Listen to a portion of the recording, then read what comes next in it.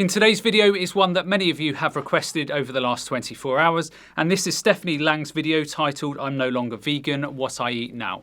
Roll the titles. For the record, I'm done trying to make y'all comfortable. For the record, you ain't trying to grow, then it's done for you.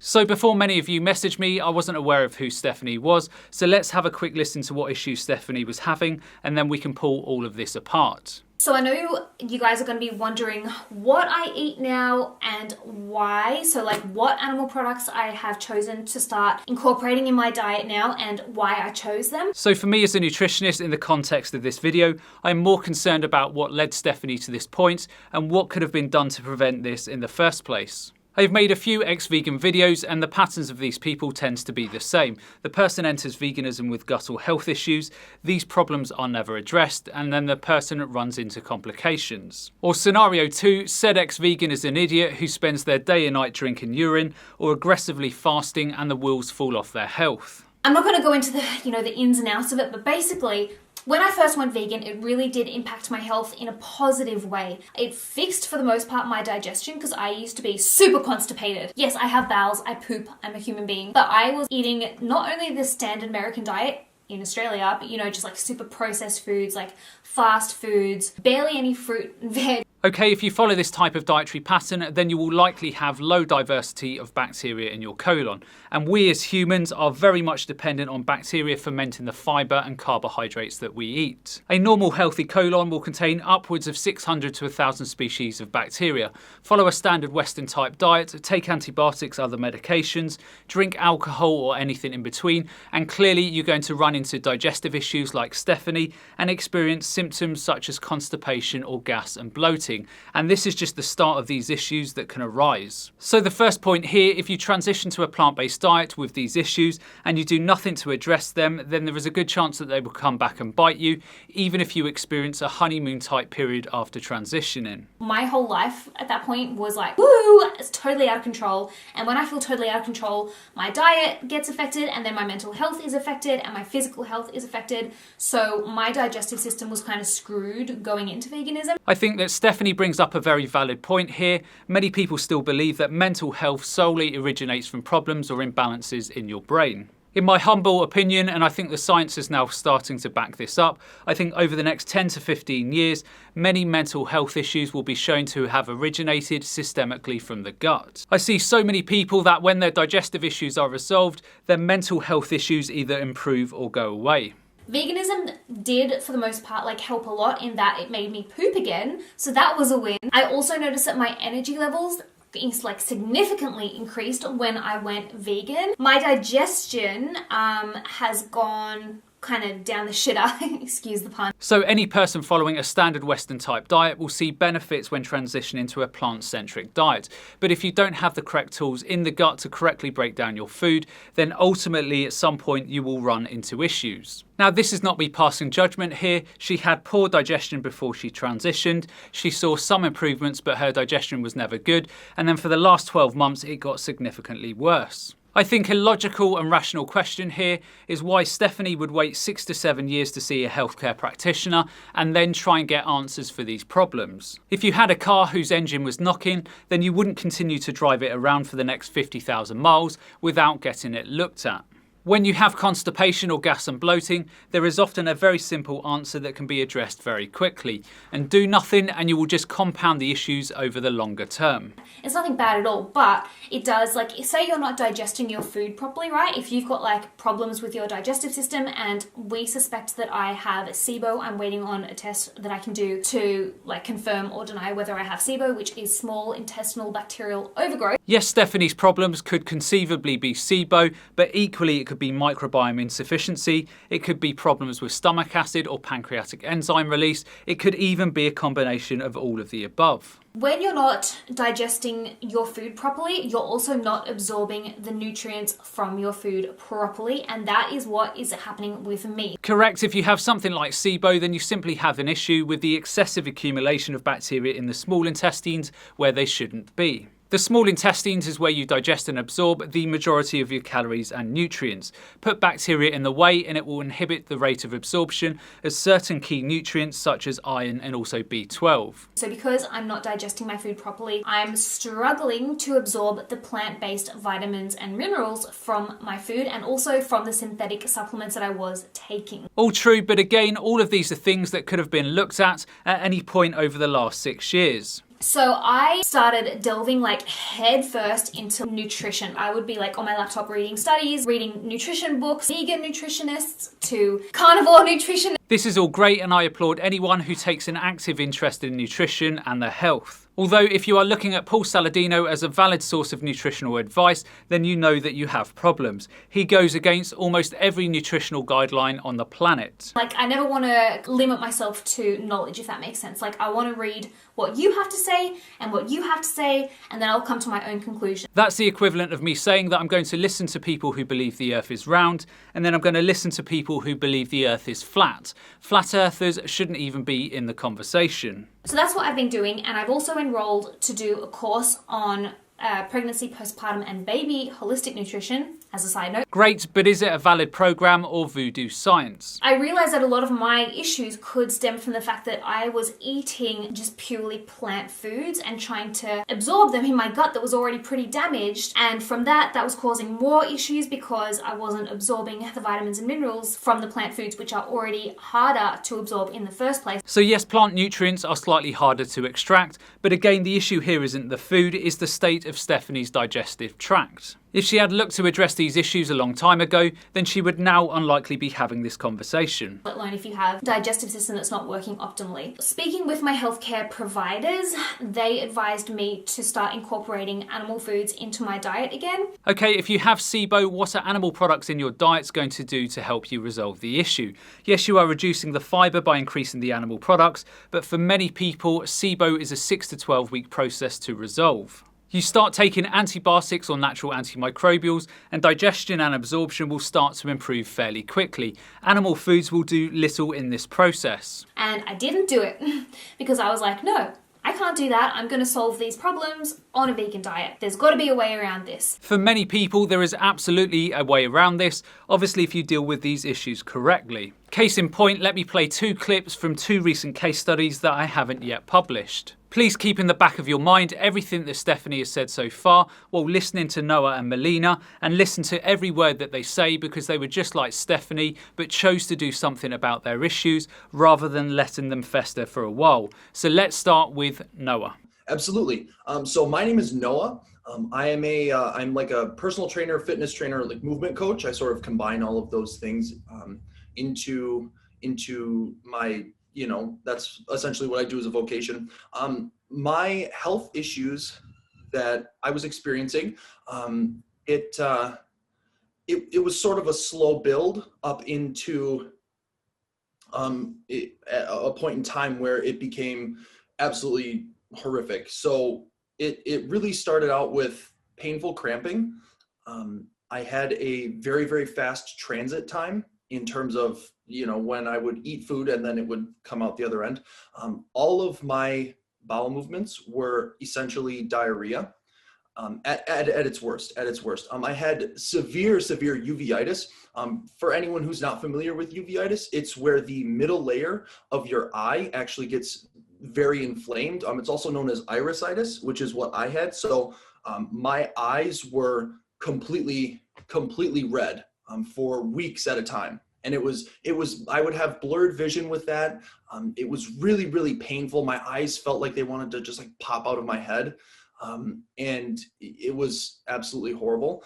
I had a good bit of joint swelling. So like my knees and my ankles specifically would get rather swollen from time to time. At its worst, I had extreme fatigue because I wasn't digesting food and I was basically running on empty all the time.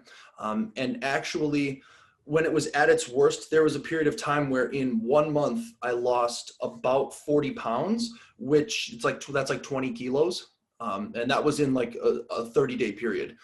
And because of that substantial weight loss. I actually had a period of time where I lost a ton of hair. Like my hair got very, very thin because of the stress of not digesting food and the substantial weight loss. And as I sort of, prior to working with Simon, I had a period of time where it like sort of got a little bit better. But during that period of time and up until I would say rather recently, I had absolutely horrific smelling gas, and my bowel movements also smelled putrid. And this is where Noah is now. It's unbelievable how much better life is. Life doesn't revolve around the bathroom, and that is huge. I don't have to worry about, oh gosh, what if I have an unbelievably urgent bowel movement when I, am on the way to here, or once I get there, or, oh geez, I don't want to go here and have a bunch of gas, and that's really embarrassing, and I'm ashamed of that. It's a completely different world that I live in now, because I feel free. I feel genuine freedom when it comes to just being able to live life. I'm not handcuffed to the bathroom. I'm not handcuffed to the toilet. I'm not, consumed by guilt of the fact that, sometimes I can't control my gas. That's not a factor. Those aren't factors anymore. And that's been the most amazing part. And because my digestion is so much better now, obviously I'm a personal trainer. I help people with their fitness. I help people get fit and get healthy. And there's a lot of shame tied up in the fact that, I wasn't healthy when I was telling people like, you need to eat more fruits and vegetables and whole grains and nuts and seeds to be healthy. When I was eating strictly those foods and I wasn't healthy. So there was like sort of a cognitive dissonance there. And that was really tough to deal with for a long while, because people would look at me and they'd be like, okay, I mean, you're not really healthy, but you're telling me that I need to do what you do to be healthy. So that didn't really add up, for a good amount of time for people. And so I now, I feel confident telling people to eat more plant-based for their health, for the environment, for the animals, if that's your prerogative. And not feeling like embarrassed or ashamed or hypocritical to tell people, to give people that message. That's been unbelievably positive for me as well. And this is Melina, who also had SIBO and gastrointestinal issues. Yeah, so I got really into like healthy living years ago, probably like 8 years ago. And then for the last 4 years, I was randomly one day started struggling with my gut health so bad. I would at night get so gassy that it would wake me up and my stomach would churn and gurgle all day long. I went to the doctors multiple times and they just told me it was IBS and handed me a paper of the foods that I could no longer eat. And I kind of just left it at that for a while. And then I kind of took it into my own hands. I saw GI doctors, and it got so expensive. Nobody ever helped it. So I kind of just went on my own path of supplements and just doing whatever I could to just keep it at bay. And then it got to a breaking point again where randomly everything just kind of went and hit the fan. I couldn't handle my stomach problems anymore. My stomach was always hurting. It was always gurgling. I was getting bloated throughout my whole body, which was something that I had never experienced. And yeah, everything that I ate caused problems. So after testing positive for SIBO, I referred Melina to her doctor, who prescribed rifaximin for the problem, and then I helped her rebuild her gut after, and this is where she is now. I have no symptoms at all. I haven't had even a bad day, gut health wise, in a while. I feel like my stomach fully has been back to normal and better, probably. Okay. And as a consequence of that, what sort of improvements would you say you've seen in your quality of life over the last sort of few weeks, months? A pretty big one. I don't have to worry about I don't have to go hungry all the time. I don't have to worry about if I can't eat what someone made me. I don't have to be like kept awake in stomach pain all night or just have to not eat before I go to work. Okay. And what does your sort of diet look like at the moment? So you said predominantly plant-based. So yeah, what's diet like at the moment? Is it more sort of carb-based, more fats, more proteins? I think my diet's pretty balanced, but I eat a lot of carbohydrates. I eat a lot of fruits and vegetables, and like fruit is my all-time favorite thing. And I couldn't eat fruit when I was like going through this. So I am back to eating as many fruits and vegetables as I want. I eat a lot of potatoes, which I couldn't eat, a lot of oatmeal. I can handle like tempeh is one of my favorite foods, and lots of hummus and beans. So my diet's pretty diverse, but I definitely eat a lot of fiber and a lot of carbohydrates. So the reason I play these two clips of Noah and Melina is because they were just like Stephanie with their digestive issues. But what they did is address them before they got to a point of no return. Anyway, let's continue with Stephanie. So for months, that's what I was trying to do, and I was getting absolutely nowhere. In fact, I was getting worse, and it was showing on my skin. Like, I've had rosacea for a very long time, but it was actually getting worse. And rosacea, I know some people think it's probably like just a vanity thing, like, oh, you have red skin, get over it, wear some foundation. But rosacea is very, very uncomfortable. Like, there would be nights after eating like a fully vegan whole foods meal that I would be sat there with ice cubes on my face because my skin was burning so badly, and then little blisters would erupt in my skin, and rosacea is not fun. Agreed, but for a lot of people it can be resolved fairly simply. My healthcare professional providers think that mine might stem from my gut issues that I have. So the more fiber and the more plant foods like that I was eating, the more it was exacerbating the situation. So I was in a bit of a mess. Yes, there is a very good chance that Stephanie's rosacea is connected to her gut issues. But again, without sounding like a broken record, fix the gut issues. There is little, if any, need to add animal foods back into the diet. If you guys follow me on Instagram, you'll know that I eat super clean. Like, I don't eat the mock meats, I don't eat the processed vegan foods. I eat so many legumes and beans and lentils. I properly soak them, I properly sprout them as you should do. Like, I went to a lot of effort to try and make this work on a vegan diet. Again, she is missing the point here. The food is not the problem is her gut, or potentially what she has in the gut. What I am incorporating into my diet now, I'm trying to do whilst sticking as best I can to my love for animals and my ethics, which is really hard to do. Like, these are two battling opponents in my head constantly. So now what I incorporate into my diet is fish, very, very small amounts of fish. I did watch Seaspiracy, and that freaked me out. So I'm incorporating just very, very small amounts of locally wild caught fish. I am incorporating chicken, which was a massive deal for me because I love chickens. I think they're so cute, and I feel really bad about eating them. But I did notice once I started incorporating chicken into my diet, my digestive system felt a lot better. No, your digestive system felt better because you reduced the fibre load. The chicken was not some magical cure here. I'm also eating eggs and also eating beef bones. I know I'm going to get so much abuse for this video and coming out with this, but this is the truth. Like, I don't want to sit here and lie to you guys. I don't want to be one of those fake vegans that never says the truth for fear of the backlash. Like, I know I'm going to get backlash, but I feel like I don't have any other option but than to be honest and truthful with you guys, and I don't want to lie to you. I'm certainly never going to beat Stephanie up over her choices. You can only know what you know. But every day of the week I see people like Stephanie battling digestive issues.